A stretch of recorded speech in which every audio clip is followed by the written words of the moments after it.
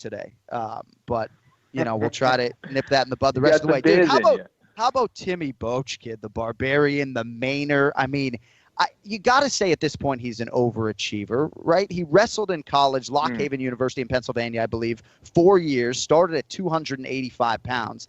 Now here he is, at least a dozen UFC wins at this point. He's finished his last 4 wins. He looks to be in tremendous shape. Obviously, he's a hard guy to put away. He's had a lot of highlights, and to win a bonus here and look this good at 36 years old against a former champion and say what you want about Johnny Hendricks, and we will, good for Timmy Boach. Dude, I mean, I tell you what, he's not the most technical guy in the world, but he's one of the toughest guys in the world. I just love the technique that he's been using it for a very long time, but he was using that toe to just drive into the lower body of Johnny Hendricks. He kept driving those toes into his body repeatedly, and then he was switching it up by going high and catching Johnny Hendricks, and then from the clinch, Tim Boach, if he has you hurt, he's going to get you out of there. Simple as that. That's exactly what he did against Hendricks. It's funny. Obviously we did the podcast last week. I thought Hendricks was going to be able to get the win here. When I heard that he didn't make weight and that he potentially had a fever or whatever it was, he was dealing with the weight problem, I immediately switched my pick to Tim Boach. It just, it's not a good sign when you get a fighter who's been around a very long time. He's a former champion, and he's missing weight, and he doesn't look the same. He's not performing with that same kind of passion. And it's just, this is too dangerous of a sport. If you don't love what you do, if you don't love fighting, you shouldn't be in the game. And I feel like Johnny Hendricks doesn't love fighting anymore. And if you're facing a beast like Tim Boach, it's just a recipe for disaster. And that's exactly what it was. Boach went out there, took him out in the very first round, and made Hendricks look like he kind of didn't belong in there. Simple as that. So Johnny Hendricks misses weight for the 4th time in his UFC career, and certainly there was more venom directed his way for this one, I would think, than any other, in large part because he, no pun intended, moved up a weight class to middleweight. And I feel like people are really intolerant of this in mixed martial arts. And I know his fellow fighters are pretty intolerant of it, Kenny, because I think they feel like the number one thing when it comes to professionalism as a mixed martial arts athlete is making weight, right? It's almost like the most unprofessional thing you can do for the promoter, for your opponent, for yourself, for the career trajectory in that division is to miss weight and to lose the fight before the fight that happens the day before the fight. So, and as far as your picks are concerned, I would think on this show you should certainly reserve the right with a circumstance like this. I mean, you got boots on the ground telling you he's got a fever too, right? Like I would think you should reserve the right to change your pick in a situation like this where, and we saw the betting line, Kenny, move decidedly towards Tim Boach, and a lot of sharp money obviously cashed on Boach in that situation. So, I mean, you're obviously pretty intolerant of this, as most people are. It's like showing up for work. Just freaking show up for work, man. Get there at 9 a.m. Make sure you show up to work. That's it. That's all you have to do. And I don't understand it. If weight cutting has been a part of his life since he was probably 5 or 6 years old, that's both a good thing and a bad thing. He knows how to do it. He's done it before. He knows what he needs to do to get his weight in order. He knows what's not a good weight to be at before fight week. And that's just it boggles my mind. But at the same time, when you have cut weight for that long, it gets old. It gets stale. You don't want to do it anymore. You just want to have a freaking burger. And if Hendricks wants to do that, then he should just retire. Obviously, I'm sure there's bills he needs to pay and all that stuff. But perhaps he needs to do something else. I mean, he could be a wrestling coach probably at any university in the country.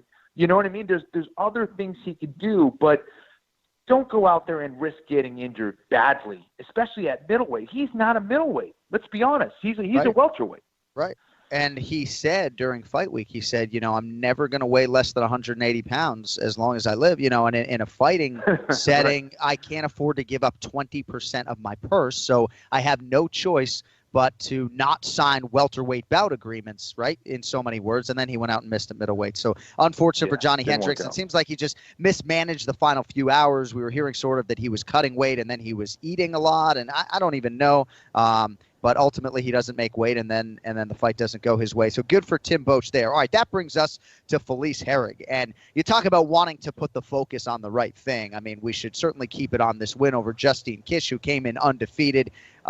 Granted, only had 6 pro fights, but Felice Herrig, man, 3 wins in a row. The last 2 as underdog against Alexa Grasso and a much slighter underdog here against Justine Kish. But her mean streak is back. She's not over-respecting opponents. She looks outstanding. And if you would have told me after she lost to Paige Van Zandt in 2015 that she would all of a sudden be this relevant 2 years later and someone who I would want to see face the likes of Rose Namajunas and Claudia Gadelha and, of course, Joanna Jędrzejczyk, I would have said, I just don't see it.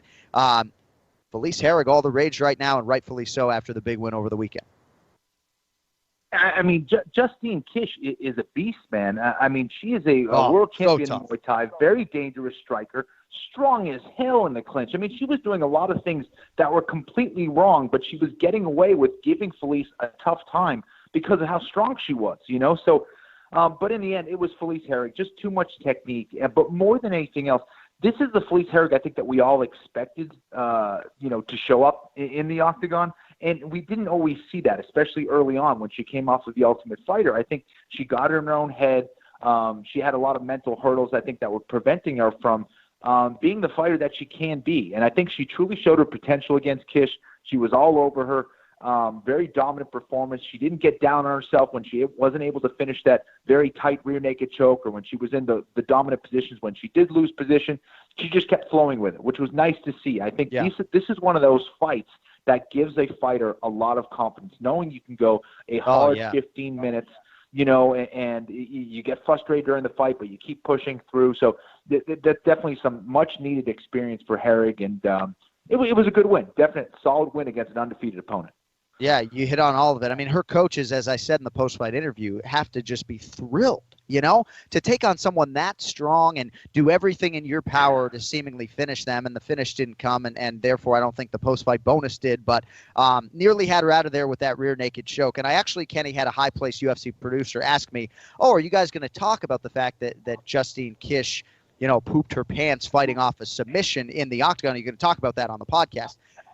And I asked you this question on Monday. I said, were you prepared to talk about it today? But now you know that question was coming, right? But in terms of the context of this fight and putting it in a framework historically as to whether or not this has happened in the UFC before, you're damn right we got to talk about it. I don't know what it speaks to other than Kish's toughness. Maybe it speaks to the weight cut. And Justine Kish, Kenny said how strong she is. This is a very hard cut down to 116 pounds for Justine Kish. So, Ken Flo, you know the anatomy and the human body and nutrition pretty well. Correct me if I'm wrong, but if she's dieting a bunch and then loading up on food, whatever she's ingesting, should I be surprised that this doesn't happen more inside the octagon, given what you all put yourselves through with that inconvenient truth, cutting the weight and putting it back on? I love that we're talking about this, dude. Oh, we are. Listen, it does happen. I mean, we've seen it. Tim Sylvia, I believe, did it against Asuero Silva. Yoel Romero did it. Right. So it does happen. It's a very unfortunate thing. I mean, when I fought Shaolin just recently in a jiu-jitsu match in Abu Dhabi, and I had the norovirus, and for anyone who's had the norovirus knows what I'm talking about. But it's absolutely brutal. That was honestly a fear of mine. So I definitely feel for Kish, but she was very open and honest about it. She went and said, yeah, I did. What do you want me to do? Of course, it happens. So shit happens, but she must be really down in the dumps at this point. And her takedown defense kind of crapped out on her, but she did leave her mark in the cage, John. So that's good. Yeah. That's good. Right. That's nice. Shitty situation. Yes. That's good. So you were getting that on Monday. See, you are getting some things that we did not feature in Monday's podcast. Yeah. And you'll never know if I'm lying or not because that audio heretofore does not exist. So big win for Felice Herrig and very happy with her. She lost her brother, it was a long time ago, but the last time she fought Alexa Grasso, it was very close to the anniversary of that passing. And she's just been through a lot, and just exciting that she is now a bona fide contender, not just a ranked contender, but very relevant now at 115 pounds.